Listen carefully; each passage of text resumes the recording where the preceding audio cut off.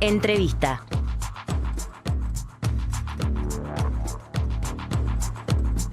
El gobierno tiene hasta el 31 de agosto para presentar el presupuesto quinquenal. Mientras tanto, hasta que se defina o no su aprobación, la ejecución de este año se sostiene con la rendición de cuentas de 2024. Una vez presentado el proyecto, iniciará la discusión presupuestal que durará hasta finales de año, y en este contexto de restricciones y tensiones parlamentarias es que vamos ya a conversar con la diputada Frente Amplista e integrante de la Comisión de Presupuestos integrada con Hacienda, Inés Cortés. Bienvenida y gracias por estos minutos. Bueno, buenos mediodías. Un gusto estar acá. Un gusto recibirte, Inés. Hablábamos un poco fuera de aire de que el Poder Ejecutivo va a entregar el presupuesto el domingo 31 de agosto, es decir, este próximo domingo, y bueno, va a ingresar formalmente al Parlamento el lunes 1 de septiembre. ¿Qué agenda tiene planteada la Comisión de Presupuestos para la primera semana de discusión? Sí, ingresa formalmente en la sesión del martes 2. Ahí va. Y el viernes 5 estaríamos recibiendo al MEFE en la comisión. Perfecto. Y ahí, bueno, obviamente arranca a partir del viernes en un funcionamiento diario de lunes a viernes, de 10 de la mañana a, bueno, hasta que terminen cada inciso. Se está armando, la agenda todavía no está cerrada, pero la idea es recibir 1 o 2 ministerios por día. Depende el qué tan grande sea lo que venga para cada ministerio. Y bueno, son 45 días de mucho trabajo, muy intenso. Además vamos a tener la particularidad de que va a ser el primer presupuesto, que parece una boludez pero no lo es, el primer presupuesto que va a ser votado por votación electrónica, que lleva mucho más tiempo. Entonces los coordinadores de las bancadas están viendo como para dejar más tiempo. Normalmente lo que se hace es la última semana, por plazo constitucional, se deja para la votación en el Pleno. Pero esta vez una semana no va a alcanzar por esto de la votación electrónica, que lleva un tiempo bárbaro. Y bueno, y la idea es que tratar de dejar como un margen un poco más amplio, entonces eso va a apretar un poco también la agenda del trabajo en comisión. Claro. Así que bueno, va a ser un desafío. Igualmente ya empezaron con el trabajo en la Comisión de Presupuesto previo a que se presente, ¿no? No, o sea, sí, con la rendición de cuentas Claro. de la ejecución 2024, sí, fue lo que estuvimos sesionando por ese motivo. Y bueno, una vez que se aprobó, la Comisión de Presupuestos se integra con la de Hacienda en momentos de rendición de cuentas y presupuesto. O sea que empieza el trabajo fuerte ahora. ¿Y ahí hasta cuándo, o sea, empieza la discusión presupuestal, hasta cuándo sigue?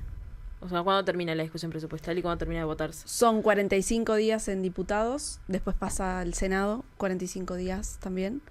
En caso de que haya modificaciones en el Senado, vuelve y ahí, bueno, se termina de votar. La idea es que vamos a hacer los mayores esfuerzos de que las modificaciones se hagan en diputados y en el Senado se vote como salga de diputados. O sea que sería para fines de año, tipo noviembre, sí. diciembre. Diciembre, sí. Yendo un Hubo poco... un caso, que se terminó de aprobar en enero del siguiente año, pero es una excepcionalidad, no. Y yendo un poco a lo que ha sido este proceso y volviendo también, recordando que el 16 de agosto ustedes se reunieron, ¿no? La bancada, junto con Carolina Cose, presidenta de la República, y con Alejandro Sánchez, el secretario de Presidencia. Allí en la huella de Seregni estuvo también Fernando Pereira presente en la reunión, hablando un poco del presupuesto, ¿no? ¿Qué ejes van a estructurar el presupuesto justamente quinquenal? ¿Qué prioridades van a tener? Bien, va a ser un presupuesto restrictivo, obviamente, por todo lo que viene anunciando el propio Ministerio de Economía y Finanzas. Tenemos el déficit fiscal más grande por lo menos del retorno democrático a la fecha, y eso implica que, bueno, que realmente no vamos a tener la liquidez que nos gustaría para afrontar lo que nos gustaría hacer en estos 5 años, pero se va a priorizar, va a haber como un esfuerzo extra para ANEP. Todos los ministerios todos los incisos y unidades ejecutoras van a tener mayor presupuesto que el que, si se aprueba obviamente, que el actual. Además se tomó como línea de base. La línea de base es como lo que se considera el punto cero. Se tomó la línea de base lo ejecutado en el 2024 y en algunos casos también estos adelantos que había anunciado Doné, de que se utilizaron, o sea, que no se transparentó en la rendición, en el presupuesto y en la rendición de cuentas, pero que en los hechos sí se utilizó para la ejecución. Se tomó como línea de base eso, lo cual implica que, bueno, que el piso del que arrancamos es un poco mayor, y eso es una decisión política del MEF, de que el piso sea el de 2024, de la ejecución real 2024 para cada inciso. Y además todos van a tener un extra. Pero el mayor esfuerzo va a estar en ANEP. Eso es como el dato más importante. Va a haber una priorización, obviamente, de las infancias y adolescencias, y por eso se toma la decisión de ir por ANEP. Van a haber una batería de reformas, bueno, han salido algunas a la prensa. Va a haber una discusión tributaria y una cierta batería para tener mayor liquidez, para que haya mayor dinero para poder, en rentas generales, para poder generar las políticas que se proyectan. Y también va a haber como un énfasis en esto de generar inversiones. También va a haber algunas modificaciones. El MEF va a tomar como la posta ahí, con esta oficina de promoción de inversiones, como una ventanilla única para simplificar los trámites, porque en realidad es el primer gobierno que arranca sin una gran inversión en puertas, porque de hecho hasta el de Valle había dejado la ex Botnia. Y en este caso no tenemos ninguna gran inversión que digas, bueno, va a dinamizarse la economía. Venimos de una década de un promedio de un 1% de crecimiento del PBI, lo cual eso hace que realmente estemos muy limitados a la hora de proyectar gastos. Entonces, bueno, la idea es esa. Por un lado, generar inversiones y ser muy creativos, porque no se proyectan grandes proyectos, pero sí ir a buscar diversas oportunidades de inversión y bueno, y por ahí está la idea de que se dinamice la economía en ese sentido. También va a estar la discusión del impuesto mínimo global a las multinacionales que tributen en el país donde están ejecutando y no en el que son originarios. También está lo de Temu, que salió a la prensa, pero van a haber varias medidas en ese sentido. Y después va a haber, una inversión también importante en seguridad, que fue otro compromiso de campaña. Antes de preguntarte por la parte de seguridad, que sin duda que es relevante, pues una de las preocupaciones que se marcan en todas las encuestas y en las preocupaciones de la gente en general, en este marco de la batería de reformas que vos mencionabas tributarias, si bien el ministro Donner ya dijo que la propuesta del 1% de impuesto al 1% más rico no está considerada, ¿la pudieron conversar? ¿Se pudo discutir en esa instancia? No lo estamos discutiendo, pero en realidad al MEF todavía no hemos tenido, realmente no tenemos el presupuesto cerrado, ni siquiera los legisladores del Frente Amplio, por lo tanto no te puedo adelantar mucho más de lo que sí sé. Pero tampoco está la discusión en las bancadas muy presente. Esa ha sido muy pública, capaz. Sí, es más pública que otra cosa, y en realidad yo, en lo personal, estoy de acuerdo, la verdad. Pero a la hora de decir, bueno, cómo lo implementamos, tampoco hay mucha claridad desde quienes lo están promoviendo, y eso también dificulta un poco la discusión, que podría ser, podría considerarse instrumental, pero no es simplemente instrumental, porque bueno, cómo lo aplicás, cómo grabás ese 1%, eso no es tan sencillo. Entonces yo creo que es una discusión que está buena para darla. No sé si es ahora el momento y a las corridas con estos tiempos presupuestales que te digo que lo tenemos que aprobar en 45 días. Pero, a priori nadie de la bancada del Frente Amplio estaba negado a dar esa discusión. Ahora, vos decías, pero desde que comenzó el gobierno se habla de esta restricción fiscal que tiene el gobierno para justamente el presupuesto, pero entonces, ¿qué tanto del presupuesto va a ser como para equilibrar, digamos, eso, lo que está restringiendo este espacio fiscal, y qué tanto va a ser para aumentos? Porque vos decías, se van a aumentar todos los incisos, pero ¿qué tanto también se tiene que utilizar para equilibrar un poco esa parte? Bueno, sí, bastante es para equilibrar justamente, y por eso esto de buscar inversiones y dinamizar la economía, porque si no es sostenible en el tiempo seguir así. Y sí, en parte es como para sanear un poco las cuentas públicas. De hecho, a la hora de acceder a créditos de financiación externa, necesitas tener estar tener las cuentas ordenadas, y por eso es deseable que no tener un déficit fiscal mucho más alto. También está el compromiso de que la inflación se mantenga como se mantuvo en el último tiempo, bastante planchada. Y bueno, también va a estar, ahora empiezan las rondas salariales, también está esa discusión. Hay una propuesta del Poder Ejecutivo de escalonar los aumentos según la franja de ingresos de los trabajadores y las trabajadoras. Y bueno, esas son como las grandes discusiones que vamos a tener este año, digamos. Hablabas recién de este incremento que va a tener ANEP, y en ese sentido quería consultarte cuáles son las principales preocupaciones del gobierno en materia de educación de cara a este presupuesto. Bueno, la inclusión creo que va a ser la prioridad. Ir a buscar a todos esos gurises que están faltando a la escuela, básicamente. Eran unos 5.000 más o menos, ¿no? En realidad todos los años, nos decía Pablo Cayani, todos los años, en promedio, entre 5.000 y 6.000 niños y niñas dejan las escuelas. Estamos hablando de primaria, o sea, realmente grave.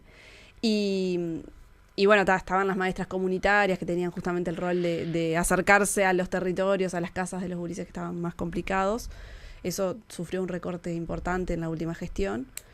Y se les quitó muchas horas a las maestras comunitarias. Y ahora va a haber, se va a reforzar el programa de maestras comunitarias. Y este año, que parece algo, o sea, creo que en la vorágine y en la dimensión de todas las noticias que hay, se perdió un poco, pero este año se fue a buscar a esos gurises y gurisas.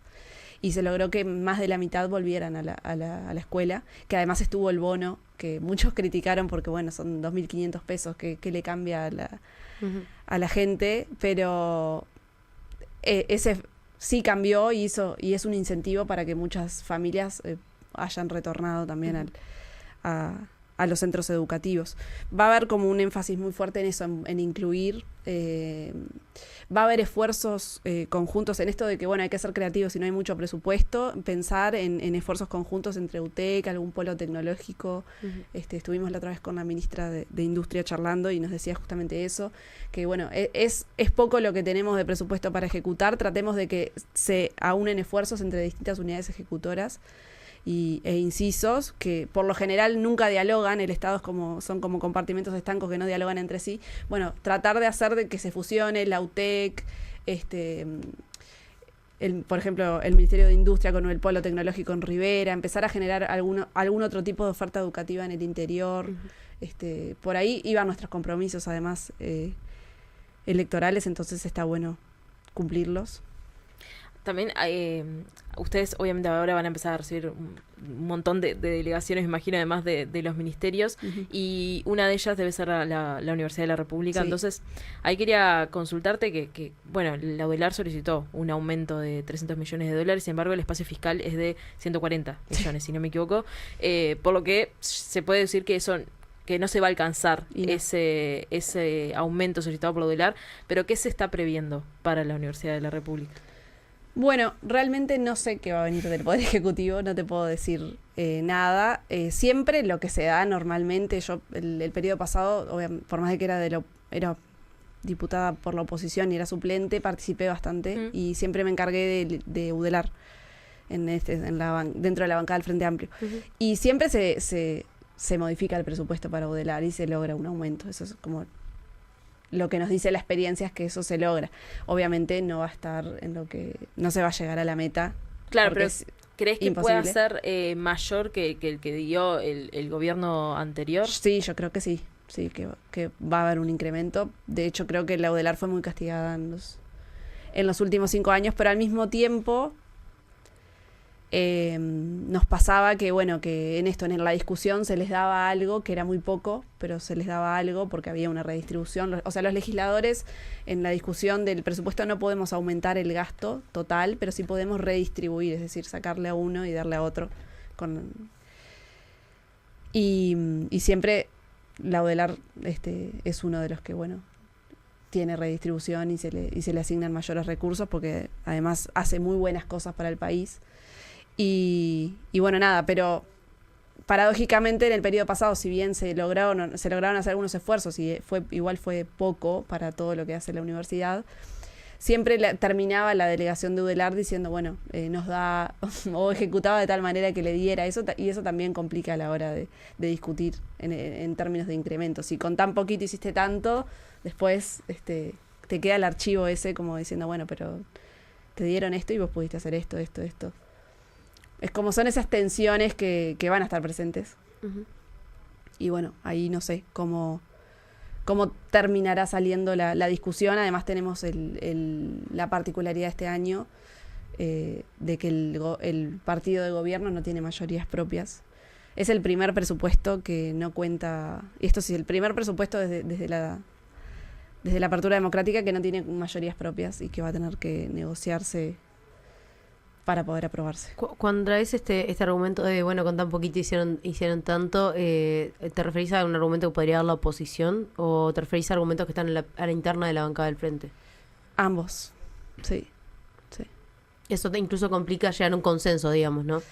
Y sí, porque es esto, bueno, en otro contexto más adverso no, también está esa discusión, por ejemplo, con el movimiento sindical. En un contexto más adverso no protestaste tanto, entonces...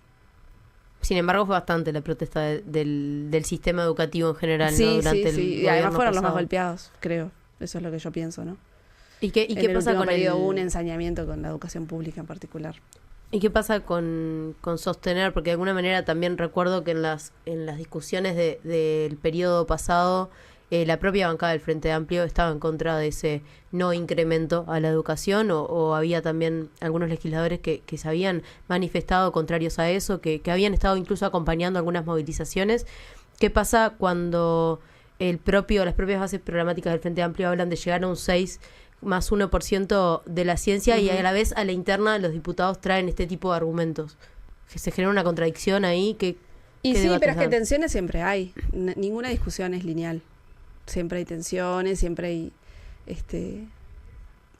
está también lo territorial atravesado, hay legisladores que se sienten muy del departamento al que representan, entonces capaz que en una disputa prefieren darle presupuesto a la UTEC o... Yo, a mí, si me preguntaste, con la camiseta de la UDELAR, además estudié, hice grado, posgrado, todo, fui consejera federal, entonces estuve del otro lado, en gobiernos del Frente Amplio también, exigiendo presupuesto, o sea, que me parece súper válido y me parece que está bien, además, que algunos sectores le pidan más a la izquierda, porque está bien, sentís que es el momento de pedir y que hay más margen para ampliar el presupuesto, está bárbaro, pero obviamente no todo el mundo piensa como yo. Y ahí un poco con eso, en las diferencias entre los legisladores y también, y ya entrando, vos ya lo mencionabas, cómo está el ambiente ahora en el Parlamento, ¿qué expectativas hay con respecto a esa negociación, teniendo en cuenta que bueno, el Frente Amplio no tiene las mayorías? Y también agrego algo acá, un poco la incidencia que está teniendo Cabildo Abierto en todas las votaciones, que por lo general está votando con el oficialismo. Entonces, bueno, ¿qué expectativas hay en ese sentido? Cabildo Abierto, la verdad que a mí me ha sorprendido y ha demostrado una madurez interesante. Me parece, creo que está teniendo una estrategia inteligente, por lo menos en estos pocos meses que llevamos de gobierno. Del otro lado tenés a la oposición, o sea, el Partido Nacional, el Partido Colorado y ahora Salle también se les está sumando, abroquelado. Realmente al gobierno ni un vaso de agua es la línea y lo hacen notar. O sea, cada discusión en el Parlamento, en el plenario, es sumamente, no te quiero decir violenta, pero está complicado un poco la convivencia y nada, y aprobar leyes. La otra vez aprobamos, por ejemplo, discutimos el proyecto del Día Nacional el 20 de noviembre de los derechos de las infancias y adolescencias, y hasta eso generó controversias y polemizando si eran las infancias o la infancia. Y a pedido del Partido Nacional, como condición para votarlo, tuvimos que poner la infancia. O sea, está todo como muy corrido y nada, y un poco como saben que tenemos esa debilidad de que no tenemos las mayorías propias. Eso nos obliga a negociar, pero también hay como un juego del otro lado a poner el ultimátum, y en ese sentido también está todo muy crispado con Cabildo Abierto, que está siendo por ahora el que está dando los votos para aprobar las leyes importantes que hemos tenido. Incluso en la última interpelación, Cabildo no votó con la oposición y votó con el Frente Amplio. O sea, el Frente Amplio votó la moción de Cabildo Abierto que respaldaba al ministro, obviamente con una visión crítica, pero lo respaldaba al fin. Pero bueno, esa es la situación actual y está todo muy crispado, incluso entre la oposición. O sea, el Partido Nacional, el Partido Colorado con Cabildo Abierto está en una relación muy tensa, pero muy tensa. Por esto mismo. ¿Qué factores podrían incidir en esta posibilidad de alguna manera alcanzar acuerdos durante el debate, pensando también en que es un debate larguísimo, como mencionabas al principio, y que tiene muchos puntos y que seguramente algunos sean de interés, no de la oposición? Y bueno, yo espero la madurez como para poder que puedan acompañar el presupuesto. Yo creo que en general no lo van a votar. Tiendo a pensar eso, capaz que algún legislador se despega y lo vota, pero realmente está como muy complicado para ellos despegarse porque la línea esa se nota cada vez más. Y bueno, y después cada uno tiene los intereses territoriales del departamento al que representan, ¿no? Que eso también va a jugar en el presupuesto. ¿Crees que, ya lo último, crees que puede incidir en esta relación frágil, si se quiere, entre oposición y oficialismo, o alguna de las acciones que han sucedido en las últimas semanas? Por ejemplo, la semana pasada, el pedido de disculpas entre el senador Sebastián da Silva y Nicolás Viera por lo que sucedió en la interpelación a Frati, y que después el Frente Amplio decida igualmente solicitar la aplicación del artículo 115 a da Silva. ¿Crees que este tipo de hechos puedan incidir en esa relación? Yo creo que ahí ya se había ido. No. Ya se había roto. Sí, ya se había roto. Sí. Además igual por suerte la Cámara de Diputados no está tan polarizada como la del Senado. A mí, yo justo tengo la particularidad de que también hago suplencias en el Senado y me ha tocado entrar a bastantes sesiones y es otro clima completamente distinto. O sea, por suerte en diputados, más allá de estas diferencias políticas que son notorias y cada vez se hacen ver más, el vínculo de cordialidad humano se respeta. En el Senado está complicado hasta eso.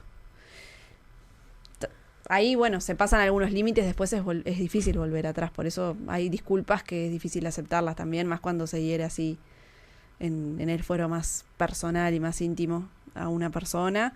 Y a una comunidad, en realidad, porque lo que sucedió también trasciende a la persona. Absolutamente. Esto lo digo a título personal, sí, absolutamente, pero digo. Sí, total. Y además, no es solo el insulto, sino la corporalidad, la gestualidad lo tenía arriba. O sea, una cosa de locos. Inés Cortés, diputada Frente Amplista, muchas gracias por estos minutos. Muchas gracias. Ya volvemos con Comunidad Udelar.